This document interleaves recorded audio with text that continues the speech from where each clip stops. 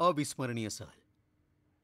मी म्हणजेच प्रिया, विकास, आनंद, रिया, मानसी, पूजा, विनय, स्वप्नील, कुणाल, सोनाली हा असा आमचा कॉलेजचा ग्रुप.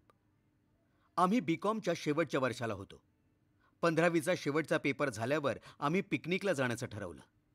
आम्ही जागा शोधण्याच्या भानगडीत पडलो नाही, कारण विनयचा लोणावळ्याचा फार्म हाऊस होता. म्हणून आम्ही लोणावळ्याचा प्लॅन पक्का केला. बघता बघता आमची परीक्षा जवळ आली. आम्ही सगळेच मन लावून अभ्यास करत होतो. शेवटी परीक्षा सुरू होऊन संपली सुद्धा. आम्हा सगळ्यांनाच पेपर खूप छान गेले होते. शेवटचा पेपर झाल्यानंतर 2 दिवसांनीच आम्ही निघायचं ठरवलं होतं आणि अखेर तो दिवस आला. आम्ही रात्रीच निघायचं ठरवलं होतं. ठरवल्याप्रमाणे रात्री 8:30 वाजेपर्यंत विनयच्या घराजवळ भेटायचं असं ठरलं होतं. विनयच्या वडिलांचा ट्रॅव्हल टुरिस्टचा व्यवसाय होता. आम्ही 10 जण असल्याने छोट्या गाडीत मावलो नसतो, म्हणून विनयने त्याच्या वडिलांच्या परमिशनने मिनी बस केली होती.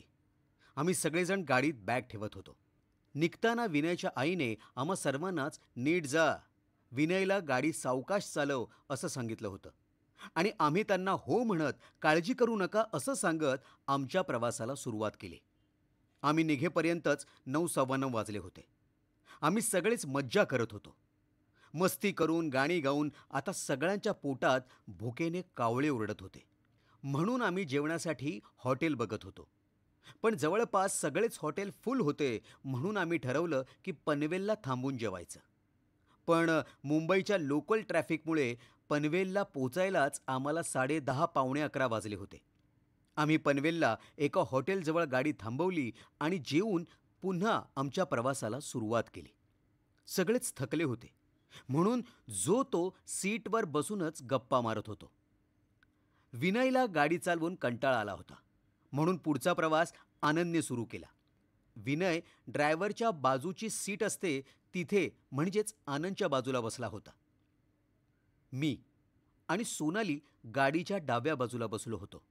तसेच रिया, मानसी उजव्या बाजूला बसल्या होत्या आणि स्वप्नील, विकास, कुणाल मागे बसले होते.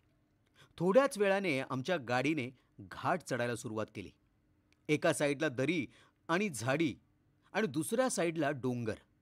दिवसा हिरवीगार दिसणारी झाडी रात्रीच्या अंधारात भयानक वाटत होती. आकाश पण अगदी काळकुट्ट दिसत होता. ना चांदोबाचा ना चांदण्याचा प्रकाश होता. फक्त गाडीच्या हेडलाईटचाच तेवढा काय तो उजेड होता. रस्त्यावरून अगदी 15 ते 20 मिनिटांनी एक गाडी जाताना दिसायची. पण ह्या गोष्टीचा एवढा काहीच फरक पडत नव्हता. लोणावळ्याला पोचायला अजून 1 तास बाकी होता. पोचण्याच्या आनंदाने आमच्यात ऊर्जा आली. आम्ही सगळेच गाणी गात, सेल्फी काढत, व्हिडिओ काढत होतो. रिया आणि मानसी गाडीच्या बाहेरचा नजारा मोबाईलमध्ये कॅप्चर करत होते. भलेही बाहेर अंधार होता, तरीही त्यांना व्हिडिओ काढण्यात आनंद येत होता. आणि त्यात त्यांना अचानक त्या झाडीमध्ये 10 ते 12 लोक हातात लालटेन घेऊन उभे असताना दिसले. ते बघून रिया आणि मानसी बाकीच्यांना ते दृश्य बघायला बोलवतात. फक्त विनय आणि आनंद सोडले तर आम्ही सगळेजण ते दृश्य बघत होतो.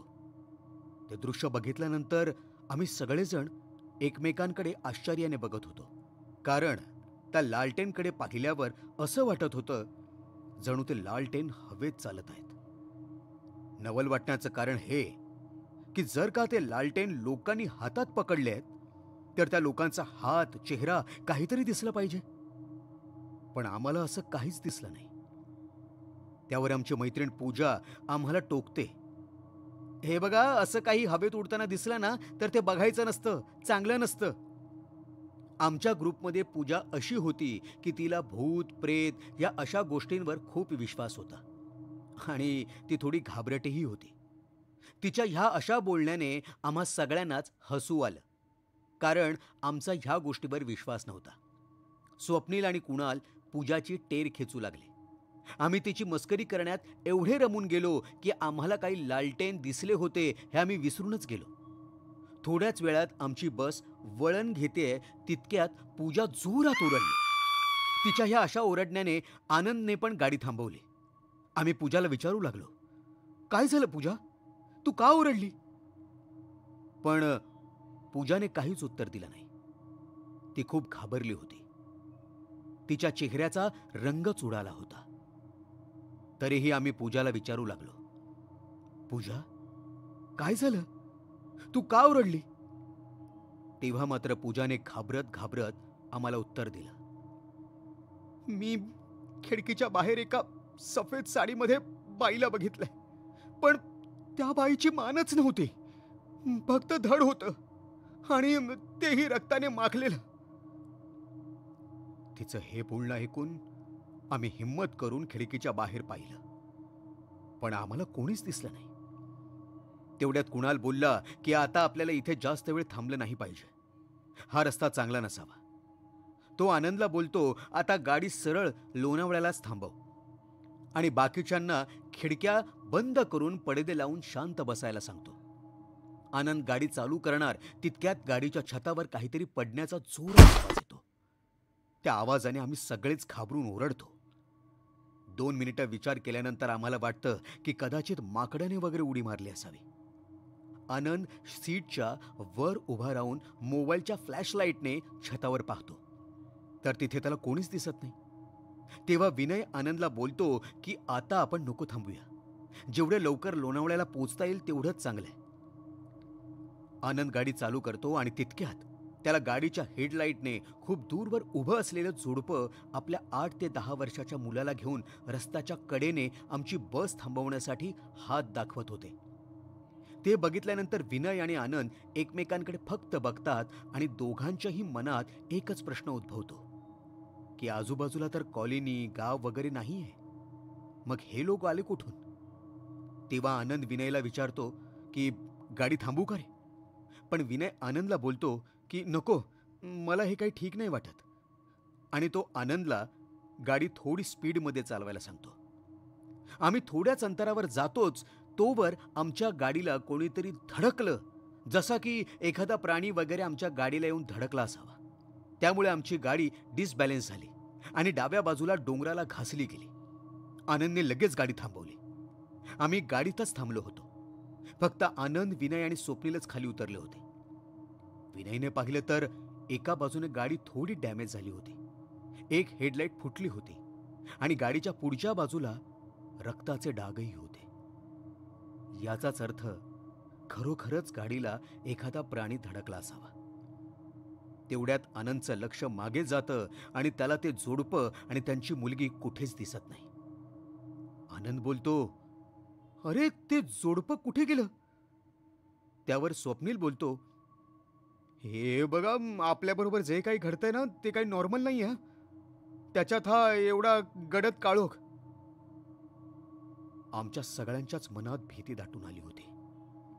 आम्ही जास्त वेळ न थांबता स्वप्नील, विनय गाडीत बसले आणि आनंदने गाडी सुरू केली. पण किती वेळ आमची गाडी चालूच होत नव्हती. पण थोड्या वेळाने कशीबशी आमची गाडी सुरू झाली.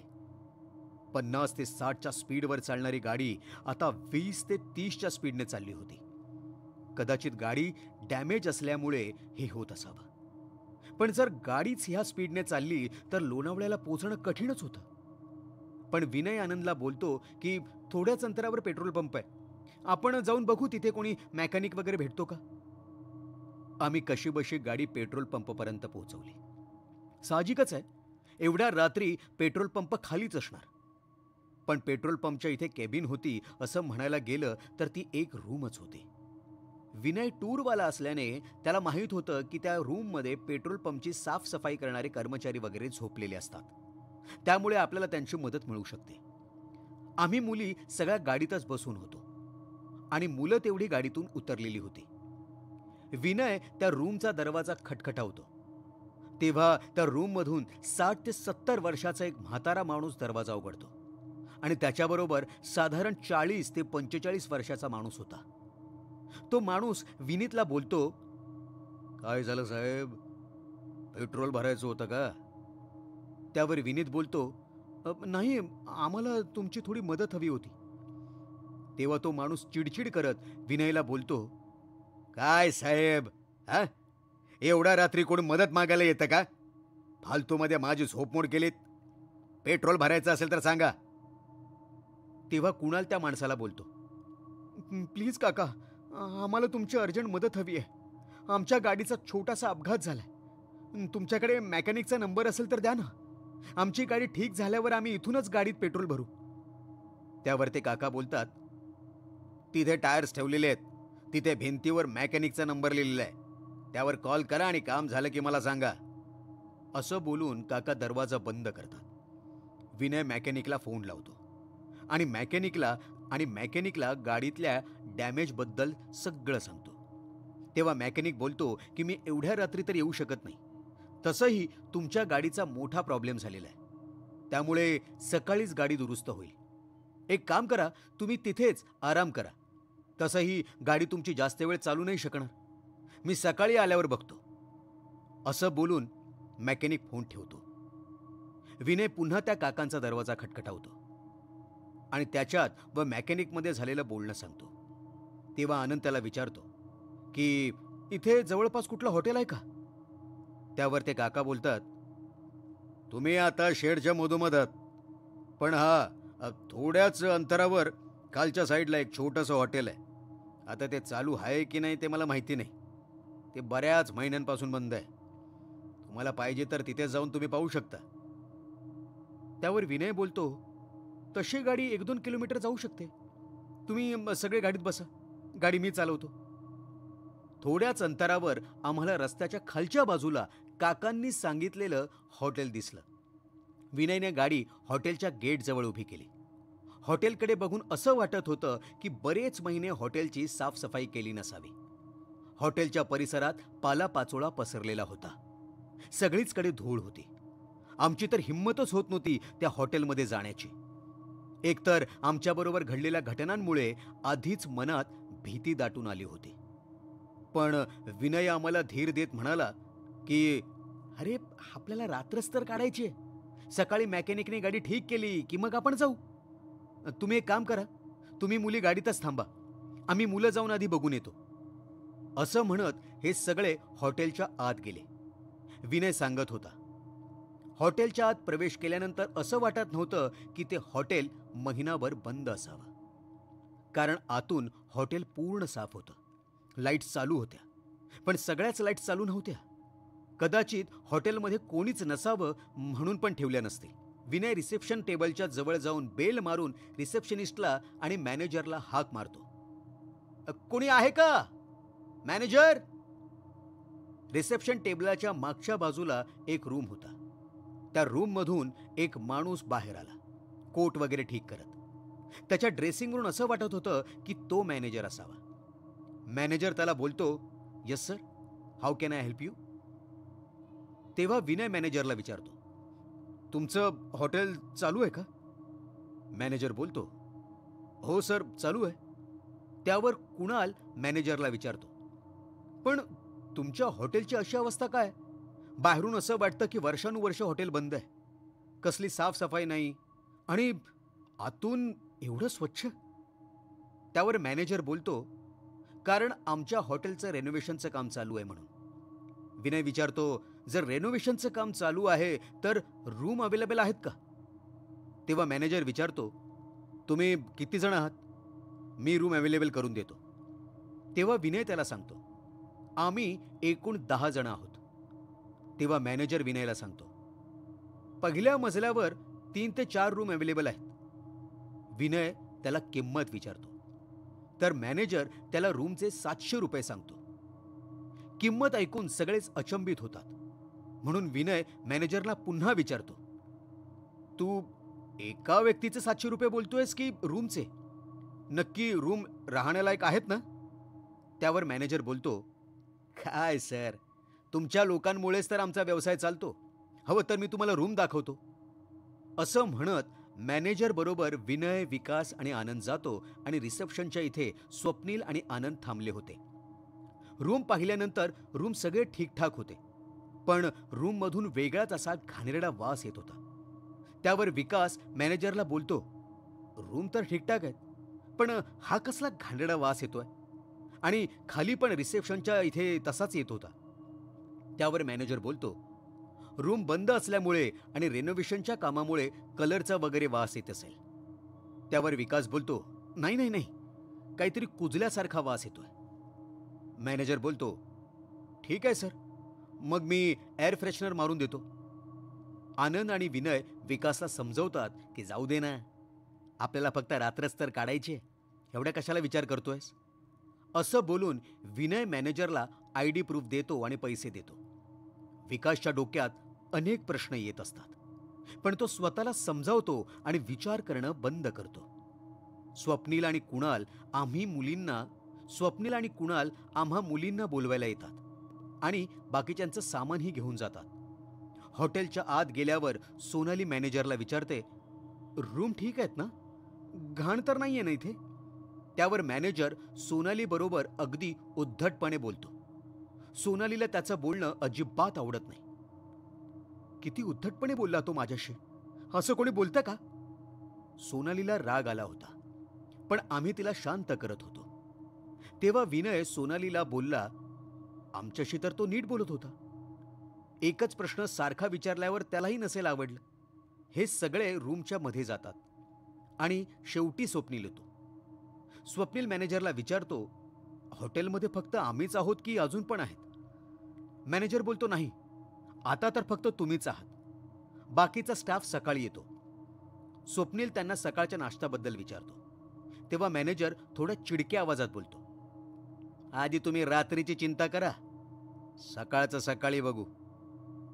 तेव्हा स्वप्नीलला त्याचं बोलणं थोडंसं विचित्र वाटू लागतं. स्वप्नील मॅनेजरला विचारतो, रात्रीची चिंता म्हणजे. तेव्हा मॅनेजर नॉर्मल स्वरात बोलतो, हो, रात्रीची चिंता म्हणजे आराम करा, मी पण आराम करायला जातो. त्याचं म्हणणं ऐकून स्वप्नील जायला निघतो. तेवढ्यात मॅनेजर त्याला थांबून बोलतो, आणि हो, रात्रीचं रूमच्या बाहेर फिरत नका बसू.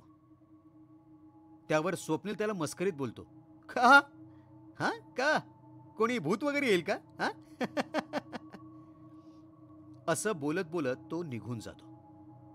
मॅनेजर त्याच्याकडे एकटक लावून बघत असतो आणि तो सुद्धा छोटीशी स्माईल देऊन आपल्या रूममध्ये जातो. आम्ही मुली एका रूममध्ये राहत होतो आणि मुलं एका रूममध्ये. प्रत्येक रूममध्ये अधिक ब्लँकेट आणि गाद्या होत्या. आम्ही सगळीजण रूम चेक करत होतो. बाथरूम स्वच्छ आहे की नाही, पलंग व्यवस्थित आहे की नाही, असं प्रत्येकजण काही ना काही करत होतो. पूजा खिडकीच्या बाहेरचं दृश्य बघण्यासाठी खिडकीचा पडदा बाजूला करते आणि तितक्यात ती जोरात किंचाळते. तिची किंचाळी ऐकून आम्ही सगळ्याच जणी तिच्या जवळ जातो आणि तिला विचारतो, काय ग, काय झालं, अशी का किंचाळलीस. तेव्हा पूजा हापके देत घाबरत घाबरत सांगते, मी खिडकीच्या बाहेर मगाशी पाहिलेल्या डोकं नसलेल्या बाईला इथे इथे लटकताना पाहिलं. तिचं हे बोलणं ऐकून मी आणि मानसी खिडकीच्या बाहेर बघतो, पण आम्हाला असं काहीच दिसत नाही. त्यावर प्रिया प्रत्येकीला समजवते, हे बघा, आपल्याबरोबर निघाल्यापासून खूप काही वाईट असे प्रसंग आलेत. एक काम करूया, खिडक्या पडदे वगैरे सगळे बंद करूया आणि झोपून जाऊया. आम्ही तिघी म्हणजे मी, प्रिया, पूजा आणि सोनाली वरती पलंगावर झोपलो होतो आणि खाली गादीवर रिया आणि मानसी झोपल्या होत्या. आम्ही सगळ्याच जणी घडलेल्या प्रसंगामुळे एवढ्या घाबरलो होतो की एकमेकांना चिटकून झोपलो होतो. पण झोप काही केल्या लागतच नव्हती. तितक्यात आमचा दरवाजा खटखटवण्याचा आवाज आला. त्या आवाजाने आम्ही सगळ्याजणी उठून बसतो आणि एकमेकींना बघून प्रश्न करतो, कोण आलं असेल दरवाजावर. तेव्हा प्रिया हिम्मत करून विचारते, कोण आहे. त्यावेळी बाहेरून आवाज येतो, अगं आम्ही आहोत, विनीत आणि कुणाल. तेव्हा त्यांचा आवाज ऐकून आमच्या जीवात जीव येतो. मी जाऊन दरवाजा उघडते. मी विचारणार इतक्यात विनीत आम्हाला विचारतो, तुमच्यापैकी कुणी आता आमच्या रूमच्या बाहेर फेऱ्या मारत होता का. त्यावर मी बोलते की नाही, आम्ही तर झोपलो होतो. पण का, काय झालं, तू असा का विचारतोयस. तेव्हा विनीत बोलतो, आम्ही झोपलो होतो तेव्हा असं वाटलं की आमच्या रूमच्या बाहेर कोणीतरी फेऱ्या घालत गप्पा मारताय, म्हणून आम्ही तुम्हाला येऊन विचारलं. आम्ही सगळ्याजणी एकमेकींकडे आश्चर्याने बघत होतो. आम्हाला भीती नको वाटावी म्हणून विनीतच बोलतो, जाऊ दे, झोपा तुम्ही, आम्हालाच भास झाला असेल, हां झोपा. असं बोलून विनीत आणि कुणाल निघून जातात आणि मी दरवाजा बंद करून झोपते. सगळ्याच जणी गाढ झोपेत होते, पण मला झोपच लागत नव्हती. थोड्याच वेळात माझा डोळा लागतोच आहे इतक्यात दरवाजावर जोराची थाप पडली. पण माझ्या मनात कसली भीती नाही आली. मला वाटलं की विनीतच आला असावा. मी जाऊन दरवाजा उघडते, पण दरवाजा उघडल्यानंतर जे दृश्य पाहिलं ते आयुष्यात कधीच विसरणार नाही. एक 27-28 वर्षाची मुलगी उभी होती. तिचा चेहरा रक्ताने भरलेला, पोट फाटलेलं. तिच्या पोटाकडे बघून असं वाटत होतं की जणू काही तिच्या पोटात आतड्याच नाही आहेत. तिला बघून माझ्या तोंडातून आवाजच फुटत नव्हता. असं वाटत होतं की जसं कोणीतरी माझा आवाज दाबून ठेवलाय. तितक्यात तिने माझा हात पकडला आणि तिचा हात बर्फासारखा थंडगार होता. ती मला म्हणाली, इथून निघून जा, नाहीतर ती आली तर तुम्हा सगळ्यांनाच मारून टाकेल. तिचे ते शब्द ऐकताच मी अजूनच घाबरले. कसं बसं माझ्या तोंडून आवाज फुटला आणि मी मोठ्याने किंचाळली. माझ्या किंचाळीने सगळेच जण जागे झाले. पूजा, रिया, मानसी मला विचारू लागले, काय झालं?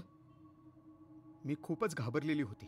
घामाने मी ओली चिंब झालेली होती आणि मी घाबरत घाबरत त्यांना बोलू लागली की ती ती ती ती मुलगी मला बोलली की तुम्ही इथून निघून जा, नाहीतर ती आली ना तर आपल्या सगळ्यांना ती मारेल. माझ्या ओरडण्याने माझे मित्र सुद्धा आले होते. प्रियाला सगळेच विचारू लागले, कोण बोललं तुला असं आणि कोण मारेल आपल्याला? मी मागे वळून पाहते. अगं ही मुलगी बोलली. तितक्यात ती मुलगी गायब झालेली होती. कुणाल आणि आनंद रूमच्या बाहेर आजूबाजूला बघतात तर तिथे त्यांना कोणीच दिसत नाही. त्यावर विनय बोलतो, मला वाटतं तुला भास झाला असावा. तसंही प्रवासात खूप काही घडलं आपल्याबरोबर, त्यामुळे तुला हे असे भास होत असतील. आम्ही एक काम करतो, आम्ही सगळेच जण तुमच्या रूममध्ये थोडा वेळ बसतो. असं बोलून आम्ही सगळेजण इकडच्या तिकडच्या गप्पा मारत बसलो. त्यामुळे माझ्या मनात थोडीशी भीती कमी झाली होती. रात्रीचे 2:30 वाजले होते. थोडा वेळ गप्पा मारून झाल्यावर मुलं आपापल्या रूममध्ये निघून गेली. आम्ही सुद्धा झोपलो. थोडा वेळ होत नाही तोच रियाला काहीतरी खरवडण्याचा आवाज येऊ लागला. रियाने पाहिलं आणि ती जोरात किंचाळली. आम्ही सगळेच जणी जाग्या झालो. आम्ही रियाकडे पाहिलं तर रिया एकटक पाहत होती.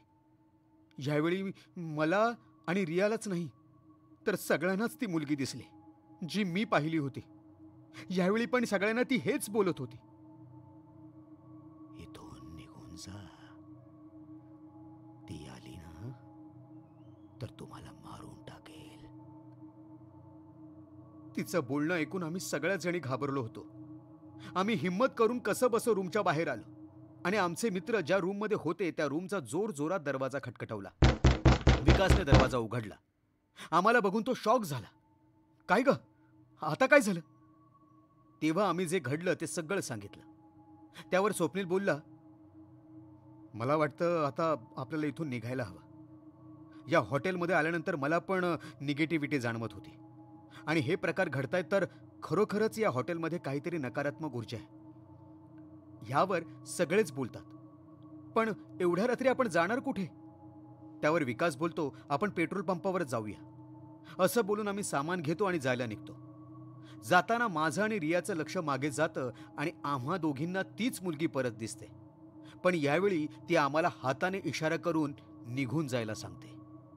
आम्ही रिसेप्शनच्या इथे येऊन मॅनेजरला हाक मारतो, पण मॅनेजरचा कुठेच पत्ता लागत नाही. त्यावरून आमचा अंदाज खरा ठरतो की हे हॉटेलच विचित्र आहे. आम्ही कसं बसं त्या हॉटेलच्या बाहेर पडलो आणि गाडीत बसून सरळ गाडी पेट्रोल पंपाजवळ थांबवली. आम्ही त्या काकांचा दरवाजा खटखटावला. काकांनी दरवाजा उघडल्यानंतर आम्हाला पाहिलं आणि आम्हाला पाहून विचारलं, तुम्ही परत आलात? तुम्ही तर हॉटेलवर थांबणार होतात ना? त्यावर विनय बोलतो, ओ काका, तुम्ही कुठल्या हॉटेलचा पत्ता दिलात? विनय त्यांना त्यांच्याबरोबर घडलेला सगळा प्रकार सांगतो.